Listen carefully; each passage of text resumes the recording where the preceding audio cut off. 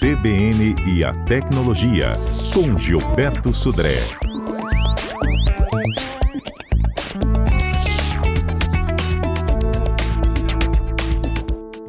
Gilberto Sudré, bom dia.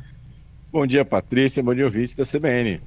Rapaz, velocidade de internet é um negócio complicado da gente definir o que é melhor e o que a gente tem que contratar. Porque às vezes você contrata e fala, nossa, eu precisava que ela fosse um pouquinho mais rápida. Dá para a gente escolher isso antes de contratar um plano de internet? Exatamente, Patrícia. Ainda mais, né, a situação fica mais complicada quando você tem uma imensidade de planos e velocidades diferentes, com valores diferentes entre os provedores. Então fica realmente bastante complicado de a gente escolher. E aí, né, tem uma calculadora, né, gratuita na internet, bastante interessante, chamada melhorplano.net. Na verdade, o site é melhorplano.net/quantos-megas-preciso. É uma calculadora, né, gratuita, que você, ao acessar essa calculadora, você pode escolher, por exemplo, quantos dispositivos vão estar, por exemplo, acessando simultaneamente as redes sociais, jogos online, chamadas de vídeo, quantos vão estar navegando na internet simultaneamente, quantos vão estar fazendo streaming de vídeo, e aí, inclusive, você pode escolher se é Full HD, se é 4K, né, streaming de música, streaming de áudio. Então, você vai colocando aqui, né, a quantidade de dispositivos simultaneamente vão estar utilizando esses serviços, e no final ele te dá qual é o valor mínimo que você deve contratar para ter um bom acesso doméstico, né, vamos chamar assim, acesso de banda larga doméstico para isso. Bem interessante o serviço, né? Ele tem uma forma bastante interessante de fazer esse tipo de cálculo e você pode ir ajustando, né? Não quero um pouco mais de vídeo, um pouco mais de áudio, ou tem muitas pessoas fazendo jogos online também para isso, então isso é bastante interessante, né, nessa situação. Para o Né? nosso ouvinte acompanhar junto com você, repete o link aí, é melhorplano.net /quantos-megas-preciso. Olha só, gente, vou repetir para você aí. melhorplano.net/quantos megas preciso, só que tem um tracinho entre cada palavra. Isso, exatamente. Não é isso? Então, melhorplano.net/quantos-megas-preciso. Beleza, então, reforçamos, já tem um ouvinte pedindo para você repetir, a gente já repetiu aqui. Legal, então. Vamos lá, então. Então, aí ele tem essa calculadora, você vai escolhendo quantos dispositivos vão fazer uso desses serviços simultaneamente, e aí ele vai te dar no final uma quantidade, uma estimativa, obviamente, né, de quantidade de dados que você precisa ter na contratação. Ele tem uma base, mais ou menos assim, ó, navegação em redes sociais, como Instagram, TikTok, Facebook, 5 megabits por segundo por dispositivo, né? Streaming de vídeo, por exemplo, Full HD, 15 megabits por segundo, né?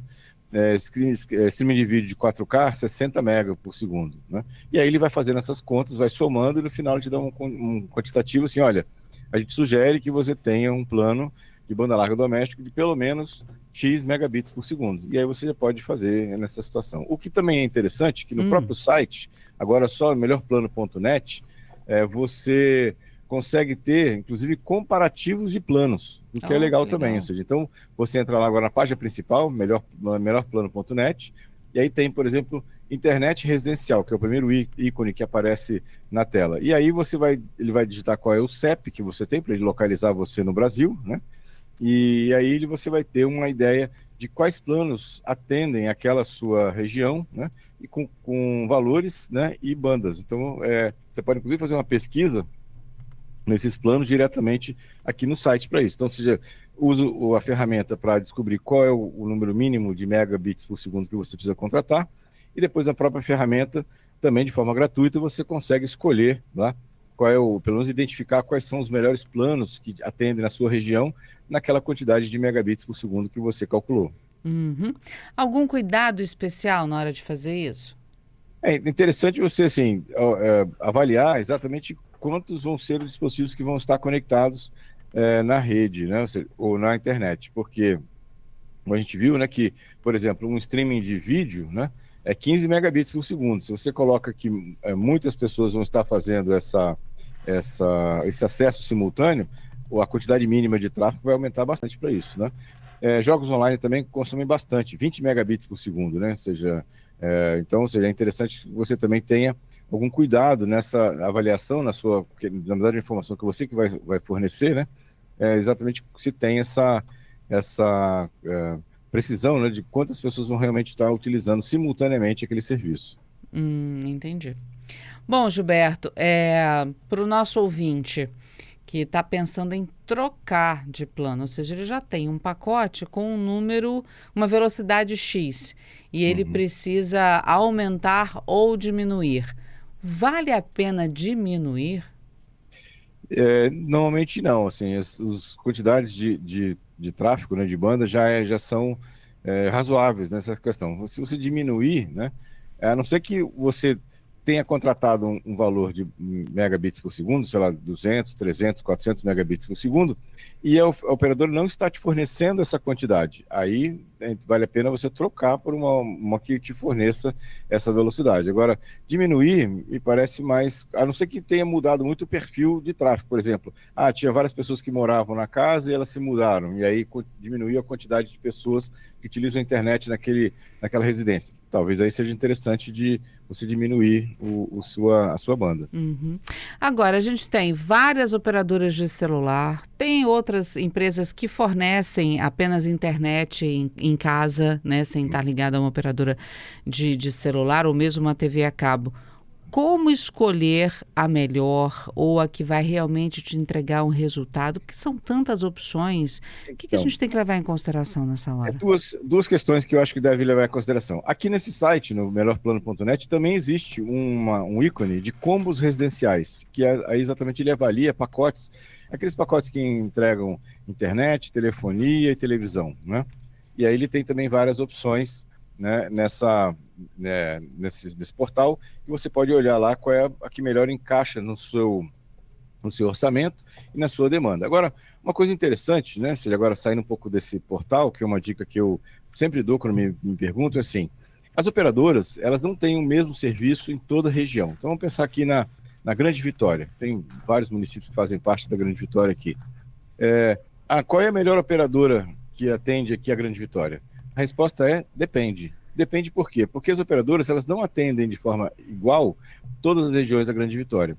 Tem lugares que ela é melhor, tem lugares que ela atende pior. Então, qual é a minha dica, né? Minha sugestão, quando você for escolher por um plano, conversa com o seu vizinho, né? Fala com ele, você usa que plano de internet? Eu uso esse. Está satisfeito? Sim ou não? Aí ele vai falar que você não, cai muito, a velocidade é muito boa, né? Ou seja, porque a gente tem que olhar a região, né? Exatamente a região, porque isso muda bastante ao longo da Grande Vitória, por exemplo, para isso, né? Nessa questão. Enquanto a gente estava no Repórter CBN, já teve ouvinte já que mandou para mim aqui pelo WhatsApp uma mensagem com a telinha lá, que ele já fez a conta dele lá, viu? Já fez a conta lá de quantos usuários simultâneos já chegou o resultado lá, agradecendo aqui a dica, né? Muito legal, o pessoal está usando, então, muito bacana, é muito útil a ferramenta. É isso aí, gente, você pode fazer a sua conta, mandar aqui também, deixa eu só repetir aqui para o nosso ouvinte, Gilberto, melhorplano.net /quantos-megas-preciso. Então, melhorplano.net /quantos megas preciso, só que com um tracinho entre as palavras, tá? Faz o seu cálculo aí, assim como, qual o nome desse ouvinte que mandou para você? Moisés. O Moisés. Um abraço aí pro Moisés aí, que acompanha a gente aí semanalmente. É isso aí, assim como o Moisés, faz a sua conta aí, qualquer coisa manda pra gente aqui também, que a gente vai registrando ao longo do nosso quadro aqui, o CBN a Tecnologia. Bom, Gilberto, você já falou de todas as atenções e cuidados na hora de contratar um plano e para fazer esse cálculo, para você ter essa certeza de que o que você está contratando é o justo para te atender. Aí, faltou só dar aquela alertada para o nosso ouvinte. Aquele que não perceber que a operadora, que o serviço contratado não está condizendo nem com aquela porcentagem mínima que ele precisa cumprir. O que faz? Então, nesse caso, ele tem que reunir, né, os dados, né, que ele tem de monitoramento. Então, a minha sugestão é que ele use, né, o site brasilbandalarga.com.br, que é o medidor oficial de internet, resultado de internet aqui no Brasil. Ele, para fazer essa medição, tem alguns cuidados. Por exemplo, o computador que ele utilizar essa navegação tem que estar ligado via cabo no roteador, e todos os outros dispositivos e aplicativos que utilizam a internet naquele momento, Smart TV, consoles de games, celulares, tablets, tem que estar desconectados à internet. Ou seja, tem que estar só esse computador conectado via cabo no roteador, e ele roda então esse aplicativo no navegador, uma aba que só tem esse aplicativo, brasilbandalarga.com.br, e ali ele vai ter uma medição exata e oficial da velocidade que o provedor está entregando para ele naquele momento. Ele guardar essas informações, se for muito abaixo do que o provedor está oferecendo para ele, ou ele pode, né, pedir rescisão do contrato, né, ou então reclamar com a operadora que não está atendendo adequadamente aquela situação. Beleza, tem pergunta aqui de ouvintes para você. Jean Rodrigues dizendo: sou de Belo Horizonte, não perca um episódio. É ele e Moisés ali, ó. Um do lado do outro. Obrigado. Ele dizendo o seguinte: olha, eu gostaria de saber se tem alguma dica quando o celular mostra que está no 5G, porém a conexão fica extremamente lenta. É possível forçar que a rede fique em 4G para tentar pegar mais sinal? Melhor 90% de 4G do que 0,5% do 5G? Isso acontece direto comigo. Entra no 5G e acaba o sinal. Então, o que acontece, Jean? Obrigado aí pela participação, pela audiência. O 5G, ele tem uma cobertura, por ter uma frequência mais alta, ele tem uma cobertura muito menor. Então, as operadoras precisam instalar mais antenas para ter a mesma cobertura do 4G. E pode acontecer de você estar num local que tem cobertura de 5G, mas o sinal é fraco. E aí, com isso, a velocidade é mais baixa, fica prejudicado, como você tem comentado em relação a isso. Tem sim uma forma de você bloquear para que, por exemplo, o celular não conecte em 5G, mesmo ele sendo um celular que seria compatível com 5G. Você tem que entrar na configurações, depois em conexões, aí tem uma opção chamada de redes móveis. Ali em redes móveis, você vai ver, aí se você tem um chip instalado ou 2 chips, vai aparecer 1 ou 2 chips ali que você tem instalado no seu celular, e aí você clica sobre o chip e tem uma opção. Se você quer que ele fique automático, 5G, 4G, 3G, ou 4G, 3G, 2G, ou só 3G ou só 2G. Então você vai escolher, e aí você pode escolher a segunda opção, que ele vai se conectar no máximo na rede 4G, não vai conectar na 5G. Você pode fazer isso, é uma configuração interna do seu celular. Uhum. Outra pergunta da Ailton. Por que à noite a minha internet de casa fica muito lenta? Durante o dia é até normal, mas só de noite. Só Deus na causa à noite para usar a internet. O que normalmente acontece nessa situação, não sei se é exatamente esse o caso, mas em geral o que acontece é que à noite as pessoas estão em casa. Se é um acesso residencial, muitas vezes as pessoas estão em casa, estão assistindo um streaming na TV, né, ou estão jogando, estão mesmo usando o celular na internet, o que sobrecarrega de alguma maneira os provedores de internet, né, para isso. Então, ou seja, isso acontece principalmente em acessos domésticos, né, para isso. Então, pode ser essa a sua situação, viu, o nosso ouvinte aí. Uhum. É o Adailton. Agora, o Anderson dizendo: fala para o Gilberto que meu roteador não dá 5 metros de distância e o sinal acaba. O que eu tenho que fazer? A antena, provavelmente, esses roteadores que vêm pelos operadores são normalmente muito ruins mesmo. Então, a minha sugestão é que você desabilite o Wi-Fi, né, do seu roteador, né, e adquira um roteador bom, um roteador melhor no mercado, né, e aí você liga o roteador novo que você adquiriu via cabo no roteador antigo e ele sim vai ser o responsável pelo Wi-Fi do seu local. Com certeza vai melhorar bastante a sua cobertura. Uhum. O Alex está perguntando: Gilberto, me dá sua opinião, usar Starlink vale a pena? Então, é uma pergunta bastante interessante. Eu tenho Starlink em casa também, né? Eu instalei o Starlink como backup, né? Eu diria que sim, é uma solução bastante interessante. Ele tem dado uma média de 300 megabits por segundo aqui de velocidade, é muito fácil de instalar, né? E assim, os valores, né? Infelizmente, os valores são razoáveis quando você não usa o imposto. Na verdade, como você coloca o imposto, o valor aumenta bastante. O que eu acho interessante é que dos últimos tempos para cá, a Starlink tem feito muitas promoções do equipamento, né? Tem equipamento sendo vendido a R$1.000, mais ou menos, né? A antena mais o roteador, né? R$1.000. E depois você tem uma mensalidade de R$250, mais ou menos. Acho que esse é mais ou menos o valor da R$260, mais ou menos, por mês. É uma boa solução. Pelo menos eu tenho já há algum tempo instalado e funciona muito bem. Não vi nenhuma interrupção, né, do sinal, né? Assim, praticamente você não lembra que ele está ali, né? Funciona bastante bem. Uhum. Beleza. Agora que a gente já respondeu os ouvintes, gente, se vocês tiverem mais pergunta, pode mandar, tá? 992994297. Enquanto elas não chegam, vamos pro Viralizou, Gilberto? Vamos lá. Viralizou.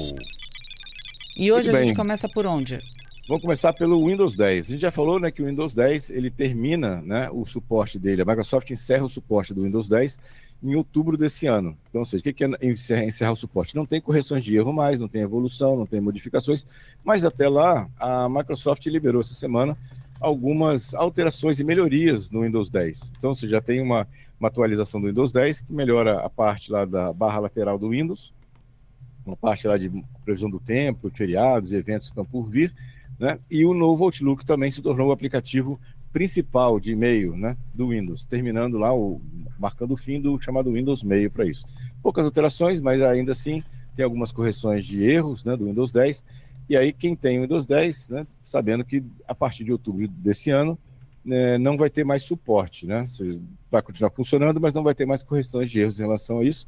E aí pensando talvez, né, mais para o final do ano, de fazer um upgrade para o Windows 11. E aí tem o problema: o Windows 11 não roda em todos os hardwares que a gente tem hoje, principalmente mais antigos.